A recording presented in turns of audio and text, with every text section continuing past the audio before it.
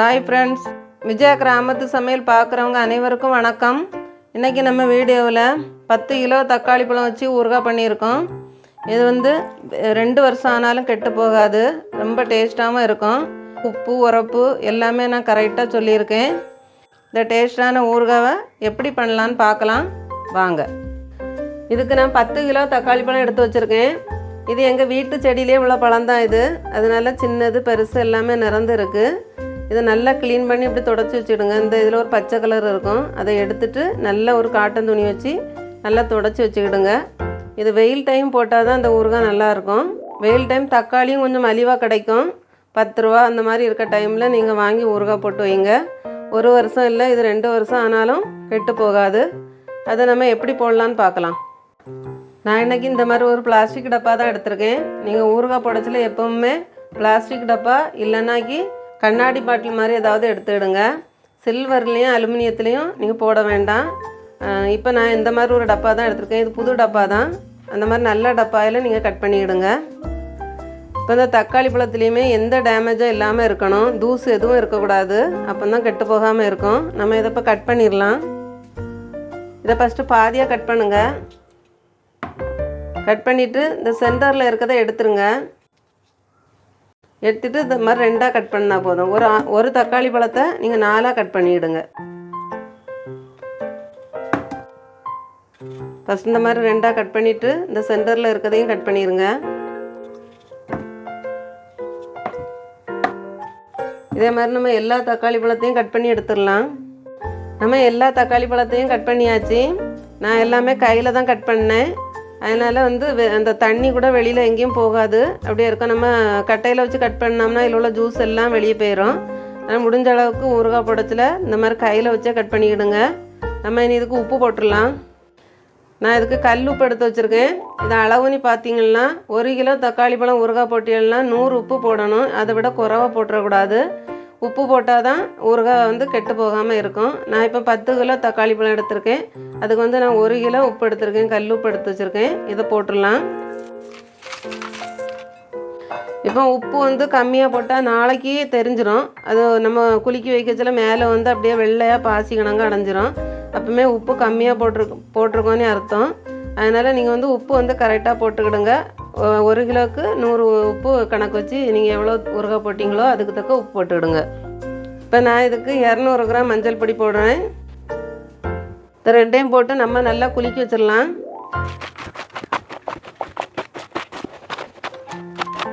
இப்போ நம்ம நல்லா குலுக்கி வச்சாச்சு. உப்பு மஞ்சள் பொடியும் போட்டு நம்ம கல் உப்பு போட்டிருக்கனால இது உடனே கரையாது. நீங்கள் அப்பப்போ இதை எடுத்து குலுக்கி வச்சுக்கிடணும். ஏன்னா அப்படியே விட்டுறக்கூடாது. ஒரு 5 மணிக்கு ஒரு டைம் எடுத்து நீங்கள் இதை குலுக்கி வச்சுக்கிடுங்க. இது 2 நாளைக்கு நல்லா ஊறணும். இப்போ இன்றைக்கி காலையில் கட் பண்ணிங்கன்னா இன்றைக்கி நாளை மறுநாள் காலையில் தான் நம்ம இதை எடுத்து ஊறுகாய் காய வைக்கணும். அதனால் 2 நாள் ஃபுல்லாக இது ஊறணும். அதனால் நம்ம இதை இனி அப்படியே மூடி வச்சிடலாம்.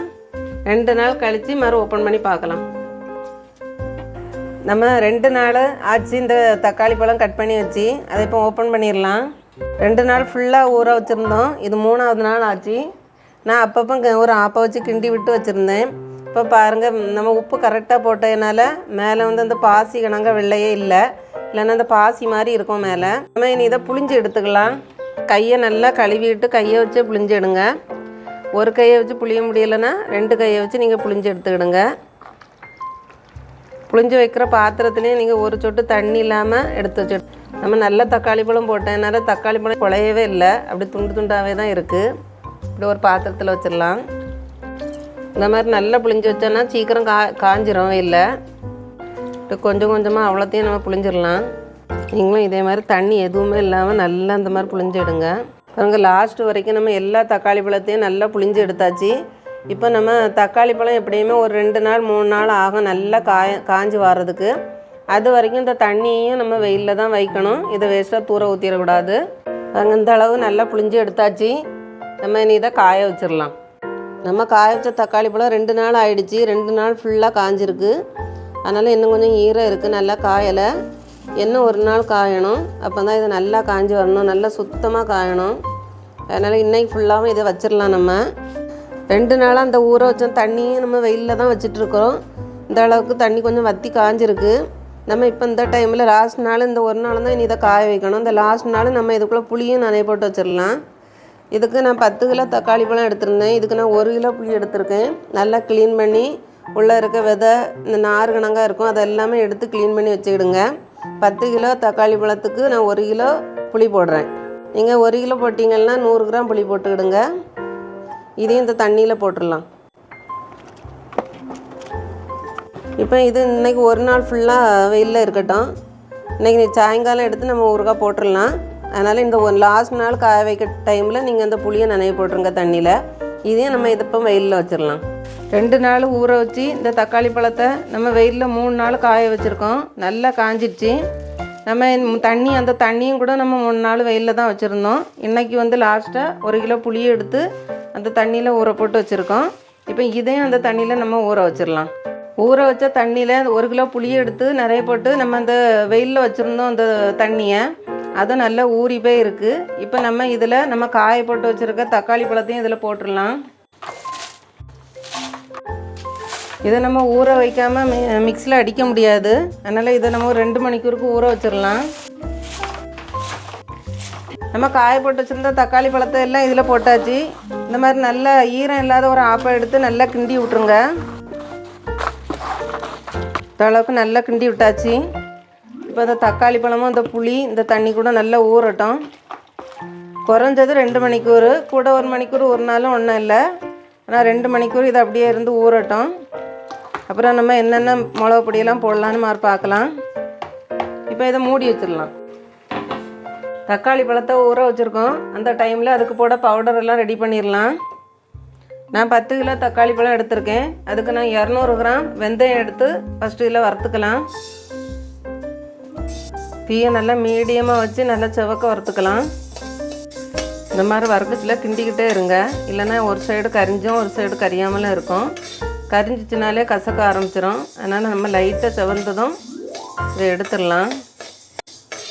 இப்போ இந்த அளவுக்கு கலர் மாதிரி வரைச்சிலே நம்ம எடுத்துடணும். இப்போ இனி இதை எடுத்துடலாம். இப்போ நம்ம அதே கடாயில் நான் 200 கிராம் கடுகு எடுத்திருக்கேன். இது கடுகு நிறையா போட்டால் தான் நல்லாயிருக்கும். நான் 10 கிலோ தக்காளி பழத்துக்கு 200 கிராம் வெந்தயம் எடுத்தேன். அதே அளவுக்கு 200 கிராம் கடுகு எடுத்துக்கிறேன். இதை கொஞ்சம் வெடித்து வர்றது அளவுக்கு நம்ம வறுத்துக்கலாம். கடுகும் பாருங்கள் லைட்டான ஒரு வெள்ளை கலரில் மாறி லைட்டாக வெடிக்க ஆரம்பிக்கும். அந்த டைமில் நம்ம இதையும் எடுத்துடலாம். இந்த மாதிரி வெடிக்க சவுண்டு கேட்குது. நம்ம இதை ஆஃப் பண்ணிடலாம். கடுகும் வெந்தயத்தையும் வறுத்தாச்சு. நம்ம இனி இதை கொஞ்சம் ஆற வச்சிடலாம். இப்போ இதே சட்டியில் நம்ம தாளிக்கிறதுக்கு எண்ணெயும் காய்ச்சிடலாம். பாருங்க, நான் இதே நல்லெண்ணெய் தான் எடுத்திருக்கேன். எல்லாம் இதில் வந்து 10 கிலோ தக்காளி பழம் எடுத்திருக்கேனால நான் 1.5 லிட்டர் ஊற்றிக்கிறேன்.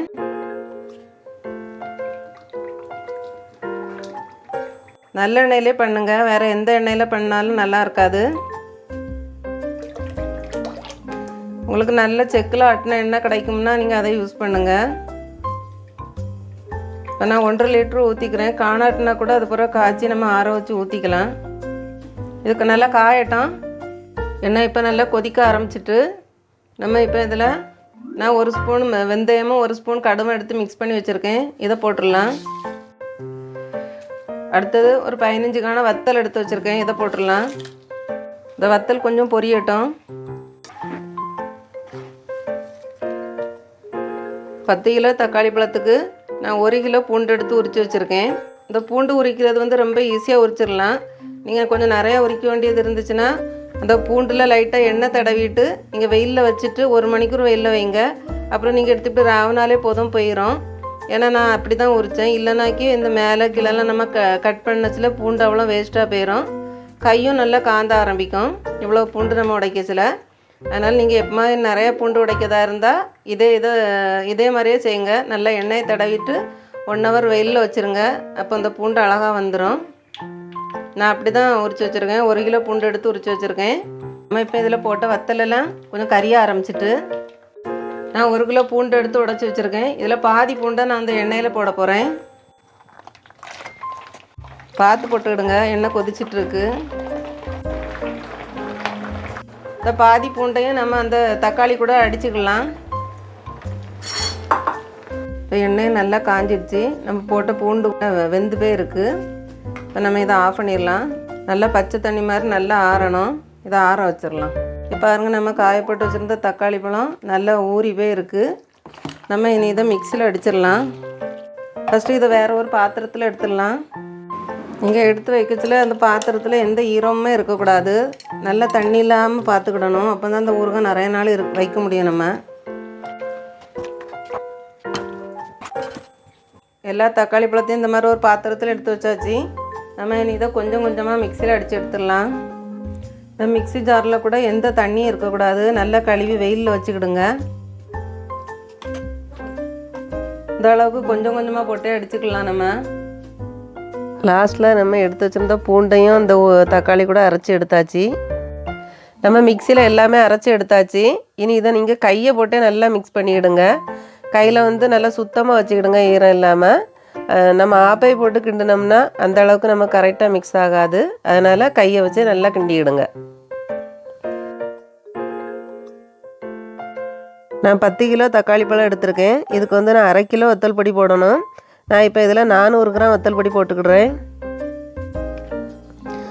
அடுத்தது நான் இதில் வந்து காஷ்மீர் வத்தல் பொடி போடுறேன் 100 கிராம். இது வந்து உரப்பு இருக்காது, அதுக்காக கலருக்காக நான் இதை போட்டுக்கிடுறேன். நீங்களும் அதே மாதிரி போட்டுக்கிடுங்க. இதை ரெண்டையும் போட்டு நல்லா மிக்ஸ் பண்ணிவிடுங்க. அந்த கையிலே போட்டு நல்லா மிக்ஸ் பண்ணுங்கள். அப்போ தான் அந்த ஊறுகாயில் அந்த வத்தல் பொடியெல்லாம் நல்லா மிக்ஸ் ஆகும். இப்போ கொஞ்சம் உள்ள தக்காளி பழம்னா நம்ம ஆப்பாயை போட்டு கிண்டிடலாம். இப்போ நிறையா ஊறுகாய் இருக்கிறனால கையை போட்டே கிண்டிடலாம். கையை போட்டு நல்லா கிண்டச்சில் வந்து ஃபஸ்ட்டாக கிண்டுறவங்களுக்கு வந்து கை நல்லா காந்தோம் அப்படின்னு நினைக்காதீங்க. கொஞ்சம் தேங்காய் எண்ணெய் கூட போட்டுக்கலாம், கை காந்தாது.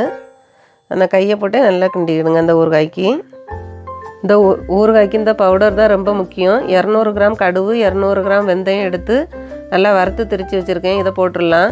இதையும் போட்டு நல்லா மிக்ஸ் பண்ணிவிடுங்க. நம்ம மசாலா எல்லாம் போட்டு நல்லா வரைச்சி வச்சாச்சு.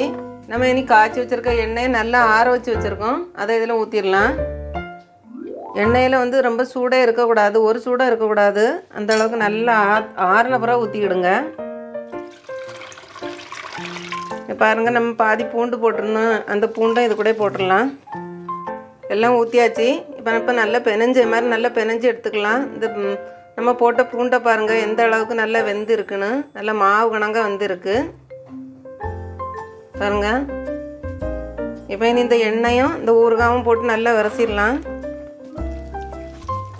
நான் 10 கிலோவுக்கு 1.5 லிட்டர் நல்லெண்ணெய் ஊற்றுனேன். சிலவங்க பச்சை எண்ணெய் ஊற்றுவாங்க.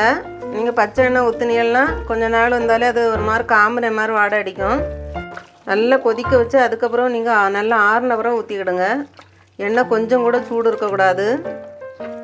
இந்த மாதிரி நல்லா பெனைங்க. அப்போ தான் அந்த ஊறுகாய்க்கெல்லாம் அந்த எண்ணெய் போக ஆரம்பிக்கும். அந்த ஊறுகாய்க்குள்ளே அவ்வளோ எண்ணெயும் போய் நல்லா பிடிக்கிற அளவுக்கு நல்லா விரசி விடுங்க.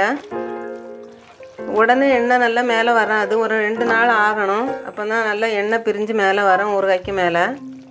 நம்ம எவ்வளோ பக்குவமாக பண்ணோமோ அதுக்கு தக்க இந்த ஊறுகாய் இருக்கும்.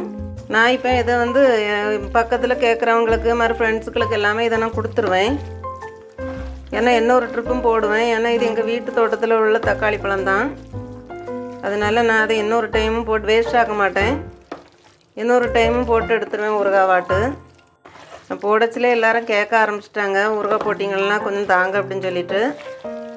இப்போ நம்ம எண்ணெய் ஊற்றி நல்லா மிக்ஸ் பண்ணியாச்சு. இப்போ எண்ணெய் ஊற்றுனது எதுவுமே தெரியலை. ஆனால் ஒரு 2 நாள் ஆனதுக்கப்புறம் தான் எண்ணெய் நல்லா பிரிஞ்சு வர ஆரம்பிக்கும் மேலே. நீங்கள் இந்த டைமில் உப்பு சீர் பார்த்துக்கலாம். உப்பு கொஞ்சம் கூட தான் இருக்கணும். ஏன்னா நம்ம சாப்பாட்டு கூட எல்லாம் இது போட்டு சாப்பிடணும். உப்பு வந்து கொஞ்சம் கம்மியாக இருக்கிற மாதிரி இருந்துச்சுன்னா நம்ம ஒரு கடாயில் கொஞ்சம் உப்பு போட்டு நல்லா வறுத்து பவுட்ரு பண்ணி அது பூரா போடுங்க. பச்சை உப்பாக போட்டுறக்கூடாது. எல்லாம் போட்டு நல்லா மிக்ஸ் பண்ணியாச்சு. நம்ம இப்போ இந்த பாத்திரத்தில் எல்லா ஊறுகாயும் எடுத்து வச்சிடலாம். இந்த வீடியோவில் இந்த அளவுகள் எல்லாம் நான் வந்து கரெக்டாக சொல்லியிருக்கேன். நீங்களும் இதே மாதிரி வீட்டில் செய்து பாருங்கள். இந்த ஊறுகாய் வீட்டில் இருந்தாச்சுன்னா எல்லாருமே நல்லா சாப்பிடுவாங்க.